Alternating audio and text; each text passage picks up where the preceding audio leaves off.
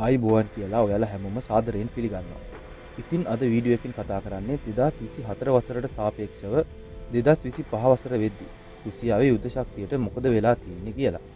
ඉතින් වැඩි කතා නැතුව යමු වීඩියෝ එකට. වීඩියෝ එකට යන ගමන් channel එක subscribe කරලා bell එක රැස්පොඩි තට්ටුවක් දාගෙන යමු. ලොව රටවල් වල යුද්ධ ශක්තිය පිළිබඳ ප්‍රබල ලෙස සොයා බලන ජාත්‍යන්තරව පිළිගත් වෙබ් අඩවිය තමයි Global Firepower කියන්නේ. ඉතින් 2025 වසරට අදාළව එම වෙබ් අඩවිය මගින් ලොව රටවල් 145ක යුද්ධ ශක්තිය පිළිබඳ තොරතුරු යාවත් කාලීන කරලා තියෙනවා. රටක යුද්ධ ශක්තිය මනින්න මෙම වෙබ් අඩවිය මගින් ප්‍රධාන නිර්ණායක 60කටත් වඩා වැඩි ප්‍රමාණයක් යොදාගෙන තියෙනවා.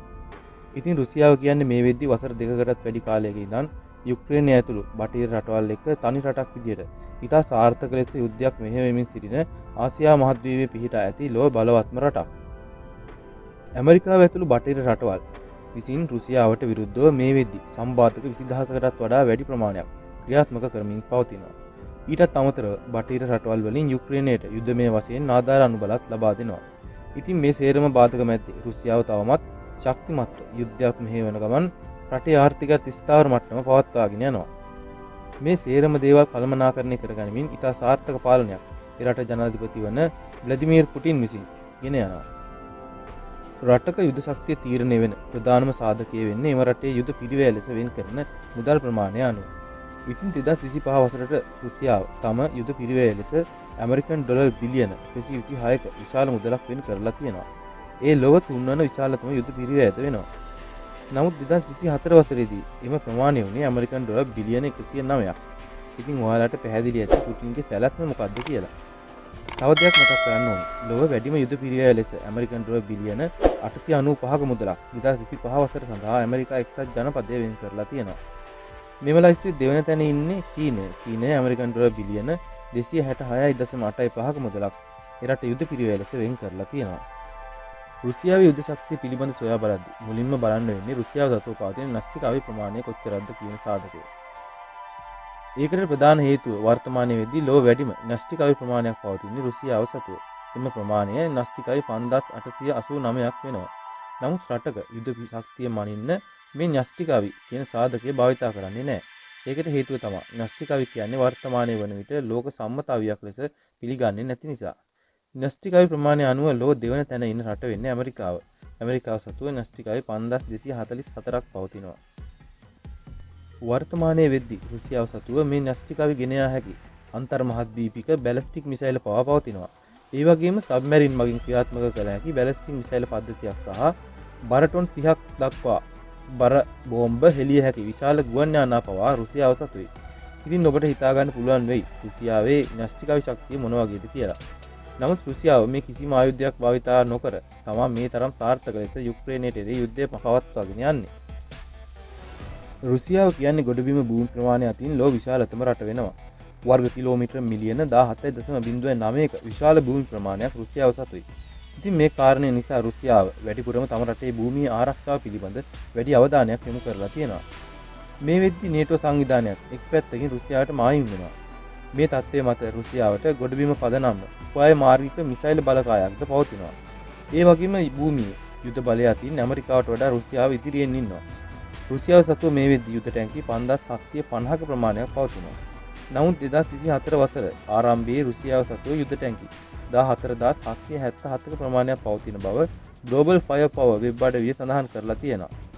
ඉතින් මේ තරම් විශාල යුද ටැංකි ප්‍රමාණයක් රටට අහිමි වෙලා තියෙන්නේ යුක්රේන යුද්ධය නිසා.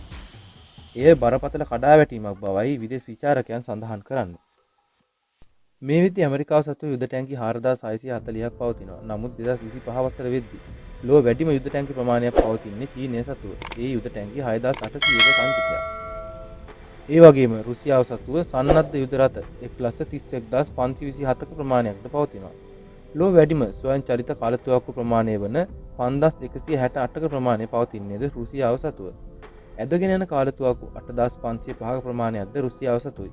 ඒ ලොව වැඩිම ඇදගෙන යන කාලතුවක්කු ප්‍රමාණයක් හිමි රට වන්නේද රුසියාවයි.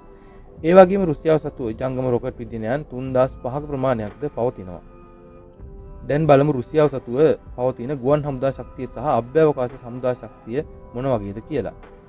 ගුවන් හමුදා ශක්තිය අතින් රුසියාව ඇමරිකාවට වඩා තරමක් පසුපසින් සිටියත් අභ්‍යවකාශ හමුදා ශක්තිය අතින් ඇමරිකාවට වඩා රුසියාව බොහෝ ඉදිරියෙන් පසු වෙනවා.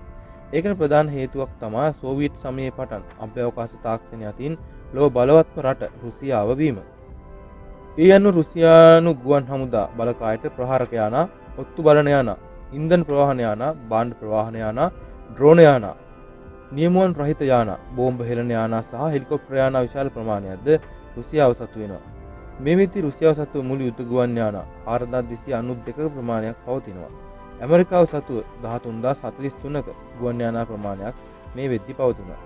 යුද ප්‍රහාරක යාන 833ක්, වේග ප්‍රහාරක යාන 689ක්, භාණ්ඩ ප්‍රවාහන යාන 456ක්, පුහුණු යාන 611ක්ද රුසියාව සතු වෙනවා. ඒ වගේම විශේෂ මෙහෙයුම් යාන 141ක්, ඉන්ධන ප්‍රවාහන යාන 19ක්, යුද හෙලිකොප්ටර් යාන 1651ක් සහ ප්‍රහාරක හෙලිකොප්ටර් යාන 557ක ප්‍රමාණයක්ද රුසියාව සතුයි.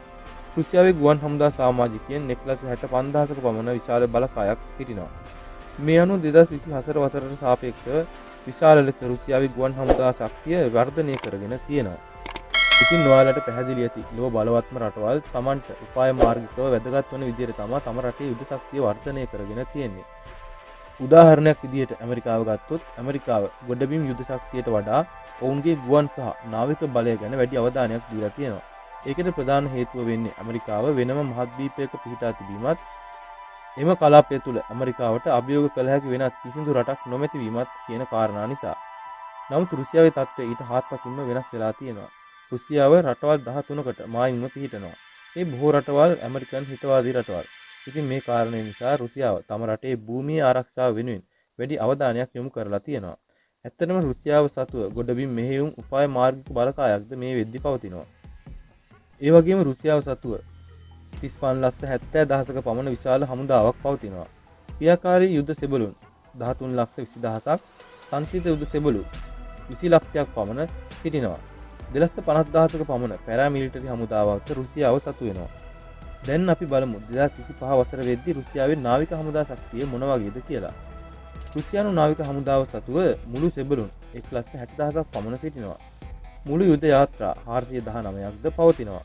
නමුත් 2024 වසරේදී රුසියාව නාවික හමුදා සතුව නාවික යාත්‍රා 781ක ප්‍රමාණයක් පැවතියා.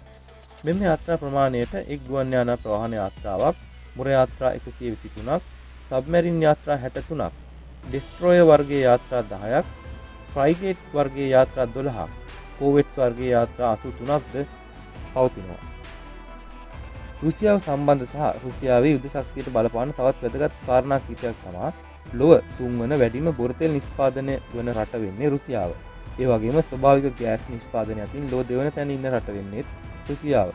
ගල් අඟුරු නිෂ්පාදනය අතින් ලොව 6 වන තැන ඉන්න රටද රුසියාව වෙනවා. ඉතින් මේ හැම කාරණයක්ම ගලපලා බලද්දී ඔබට තේරෙනවා ඇති රුසියාව මොනතරම් ප්‍රබල රටක්ද කියලා. ඇමරිකාව ප්‍රමුඛ බටහිර රටවල් රුසියාට විරුද්ධව 20000කටත් වඩා සම්බාධක දාලා තියෙද්දි යුක්‍රේනයට බටහිරින් යුද්ධමය වශයෙන් ආධාර ලබා දෙද්දි තවමත් රුසියාව වටන්න බටහිරට බැරි වෙලා තියෙනවා. මේ හැම දෙයකම ප්‍රධාන හේතුව වෙන්නේ හොඳ නිවැරදි දැක්මක් තියෙන තම රටට ආදරය කරන හොඳ ජනතා හිතවාදී සැබෑ නායකයෙක් රුසියාව පාලනය කිරීම. ඉදිරි වසර හෝ දෙක කාලය තුළ යුක්‍රේන යුද්ධයේ රුසියාව විසින් නිසකව ජය ගන්න ඇති බව බොහෝ යුද විචාරකයන් මත පළ කරලා තියෙනවා. ඉතින් 2025 වසරේ රුසියාවේ යුද ශක්තිය 2024 වසරට සාපේක්ෂව මොන වගේද කියලා ගෙනාපු මේ වීඩියෝ එක ගැන ඔබේ වටිනා අදහස් කමෙන්ට් කරන්න යන්න. වීඩියෝ එකට ලයික් කරලා යාළුවන්ට බලන්න ෂෙයා කරන්නත් අමතක කරන්න එපා. මේ වගේ තවත් වැදගත් වීඩියෝ එකකින් හමු වෙමු. ගිහින් එන්න ඔබට ජය.